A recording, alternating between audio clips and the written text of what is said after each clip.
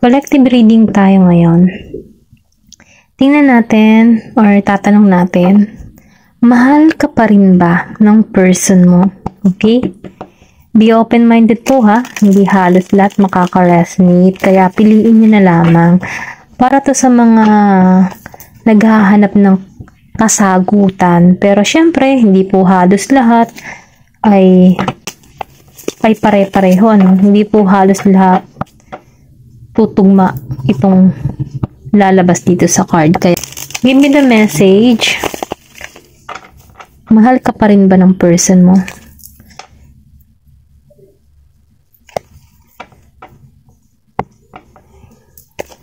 Ayan, ang bilis, strength, upright.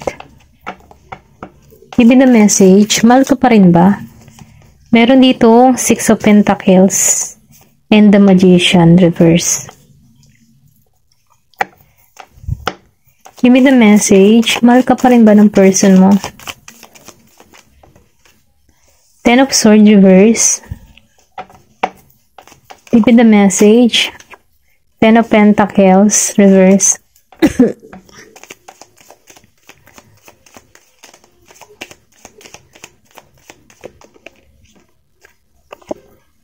5 of Cups.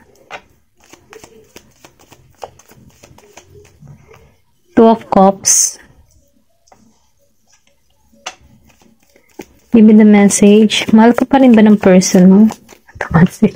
Ang bilis. Page of Swords reverse.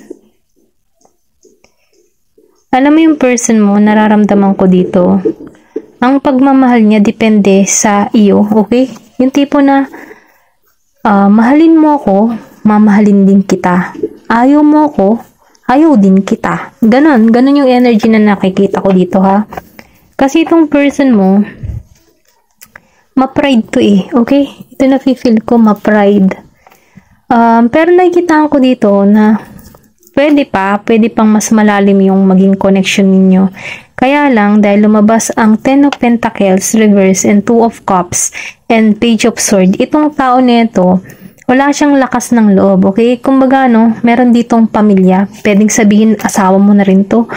Or meron na kayong family, meron na kayong anak, na kung saan nagkaroon dito ng hidwaan or nagkaroon dito ng hiwalayan. Ito na nakikita ko kasi meron ditong hindi naging matagumpay. Pero, sa tanong natin, kung mahal ka pa rin ng person mo, depende yun kung paano mo ipaparating or kung paano mo ipapahayag yung damdamin mo din dito sa tao nito. Ito lang nakikita ko, pero kaya niyang suklian yung pagmamahal na ibibigay mo sa kanya. Ito lang nararamdaman ko sa 6 of Pentacles. Mahal ka niya, okay, mahal ka niya, pero mas gusto niyang malaman kung mahal mo din ba siya. Okay, ito na yung nararamdaman ko. Kasi itong tao nito, kaya naman niyang balansehin yung sitwasyon yung dalawa. Kaya lang dito, dahil meron ditong pangyayari, maybe meron ditong naging away, merong hindi nagkasundo, okay? Kaya itong tao nito, nagkakaroon din siya ng 50-50. Kasi, depende sa'yo, kung mamahalin mo siya, handa siyang magmahal din sa'yo. Okay? Ito lang yung nararamdaman ko. Kasi kaya niya namang suklian or kaya niyang buhusan ka ng atensyon. Pero ganun pa man, ang pagmamahal niya ay depende kung paano mo ipapakita yung pagmamahal mo din sa kanya. Ganon, ito lang yung nararamdaman ko dito sa 10 of Pentacles.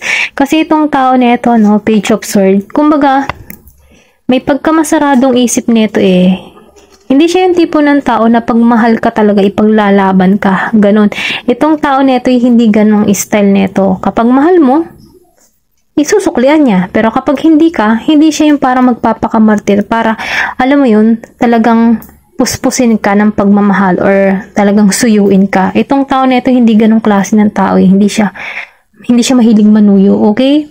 Kumbaga, kung pinakita mo na mahal mo siya, papakita din niya yung pagmamahal niya. Ganon siya. Gusto niya lang ay balanse ayon sa iyong ipapakita o ipararamdam sa kanya. Ganon. Ito lang yung nararamdaman ko dito kasi nagigitong logic or sabihin natin, nagigilang siyang matalino sa sitwasyon. Kasi itong tao nito, gusto niya lang ipakita yung nararamdaman niya. Depende kung paano mo ipakikita yung nararamdaman mo. Ganon siya mag-isip. Then nakikita ko din dito ng 2 of Cups kasi Maybe kaya to naging ganito mag-isip dahil meron na rin tong experience before or pwedeng sabihin na dala ito na kung saan hindi rin to nagkaroon ng balanse. Kaya itong tao na ito, dahil sa mga pangyayari niya in the past na kung saan hindi rin niya maybe before ganun siya mapagmahal talaga todo, talagang sinusuyo, pero nakikitaan niya na wala namang pagbabago sa partner niya. Kaya itong tao na ito, depende na lamang kung paano ka magmahal or kung paano mo siya mamahalin. Ganun lang tong tao na ito. Napaka easy lang, okay?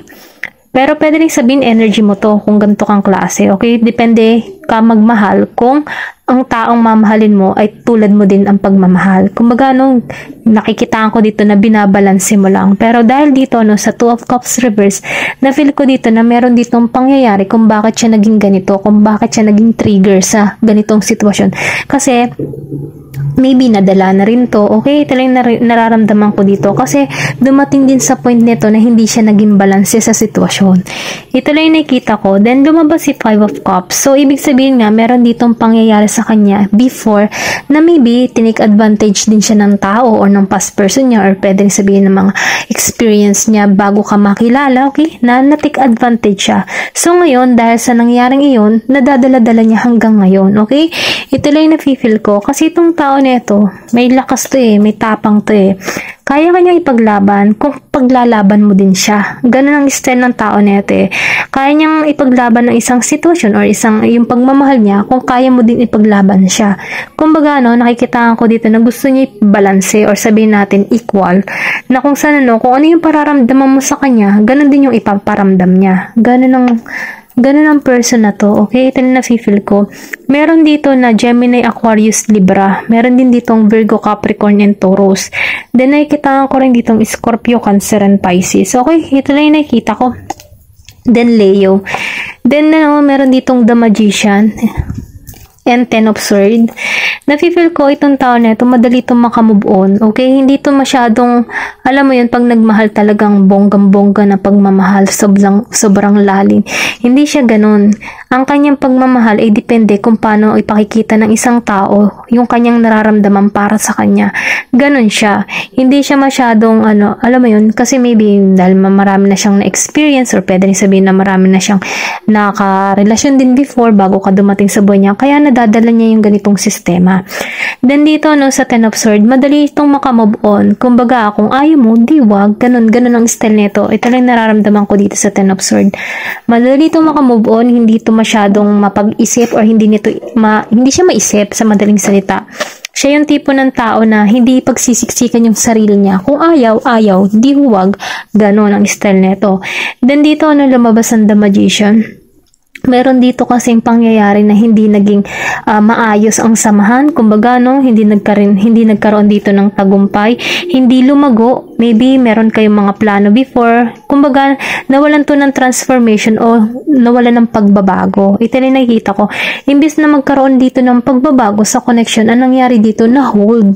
Na-stuck yung sitwasyon.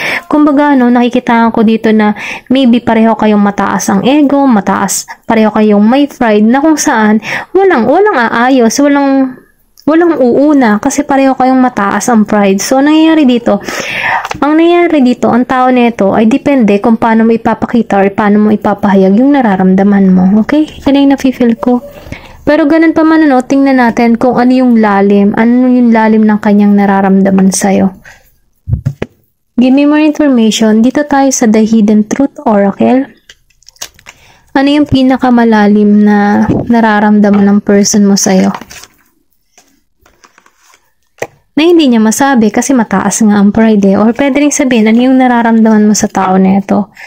Na hindi mo masabi, okay? Vice versa na lang po Then, be open-minded po. Hindi halos lahat makaresonate. Kaya, piliin niyo na lamang kung parang person mo to or kung person mo to. Give me more information or pwede rin sabihin ganito yung energy mo. Give me the message. Ano yung pinakamalalim or ano pa yung malalim na nararamdaman ng person mo sa'yo na hindi niya masabi sa'yo kasi nga may ego. Ayan, tumasik agad na rin. Meron ditong finding out the truth, crush me. O, diba? Maego talaga. Nafe-feel ko dito na kailangan mo pang mahanap ang katotohanan kahit saktan mo pa siya or kahit ano pang gawin mo sa kanya, no, mahanap mo ng katotohanan. Give me more information dito. You don't know how hard it was to let you go. Oh, mahirap pa rin para sa kanya na i-let go ka. Okay, nahirapan din ng tao nito, kaya lang dahil sa taas ng ego ng tao nito, hindi niya masabi, okay? Give me more information. Ano pa yung gustong sabihin? Ayan, tumalsik na to. Meron ditong you came closer than anyone. Pero nakikita ako dito, sa lahat ng naging karelasyon niya, ikaw yung mas malapit. You speak to me through music. Okay? Maybe mahilig ka sa music or pwede rin sabihin yung person mo. Meron siyang mga lyrics or sabihin natin na meron siyang pinakikinggan na kung saan nararamdaman niya parang ikaw yon or nagbibigay ng mensahe sa tao na ito. Then dito, I lost myself for a little while. Nawala din to sa sarili. Hindi niya rin alam kung paano tutungo or kung paano aalisan tong mga bagay na to. May mga ganun ako nakikita dito. I'm grateful for the spiritual lesson. Natuto siya. May paggising lang pala sa connection nyo. Kumbaga, nakikita ko dito na nauunawaan niya na yung sitwasyon kasi nagkaroon dito ng spiritual lesson na kung saan may paggising, okay? Ginising or pwede rin sabihin vice versa. Ginigising ang bawat isa at may lesson dito. Give me more information. I know I mess up everything. Alam niya yung mga pagkakamali niya. Alam niya yung gumulo yung relasyon. Alam niya yung ginawa niya hindi maganda. Give me more message. I'm starting to understand our connection. Ngayon niya naunawaan yung connection niyo kasi nga dumating na yung spiritual lesson. Maybe dahil sa mga pagsubok ninyo, kasi yung mga ganyan mas lalo pang susubukin pero ganun pa man once na nalampasan nyo, kung kayo talaga. Meron ditong I love you, mahal ka pa rin niya. Give me more information. I want to feel that way again. Gusto niyong maramdaman muli kung ano man yung pinararamdam mo sa kanya. Okay? Give me more information. Meron dito na, I couldn't let you get close to me. Hindi siya makalapit sa'yo. Maybe galit ka pa or may hinanakit ka pa. Kaya itong tao nito, hindi siya gumagawa ng hakbang or pagkilo sa'yo. I want you. Gusto ka niyang angkinin, okay? Gusto ka talaga niya. Give me more information. I remember every detail that day.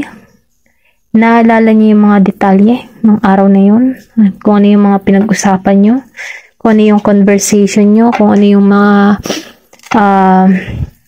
huling sandali ng pag-uusap nyo, mga ganun ba. Give me more information. Meron dito, I want to be more than friends. Wow!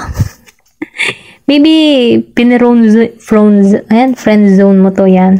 Gusto niyo ng mas higit na gusto niyo ng mas higit sa kaibigan, yung ituring mo sa kanya, yung may malalim na connection. We need to let each other go. Hinayaan yung dalawa na magkahiwalay kayo or hinayaan nyo na pakawalan ng bawat isa. Or pwede rin sabihin nag-usap na kayo na it's time to let go. Mga ganun ba? Give me more information. Last. I will wait for a sign from you. So, gusto ng tao nito, ikaw yung mauna. Okay? Kasi, nahihiya tong ma-reject or nahihiya siyang, alam mo yun, once na binigyan ka ng mensahe, hindi ka mag-react. Parang sampal sa kanya yun Kaya itong tao nito, mas gusto niya yung ikaw mismo yung magpakita ng sign or motibo. Nang sa ganun, paano siya maka-action. Nafe-feel ko dito, depende sa'yo kung paano to taong ito. Kasi nakikita ko dito na handa siyang mahalin ka. Pero nangyayari dito dahil sa ma-pride kayong dalawa, ayaw niya nang nauuna. Okay? Merong ganun tao dito. Ito na nafe-feel ko. Ayan, hanggang dito na lamang po. Thank you for watching and love and peace. Thank you for watching Glow and Peace.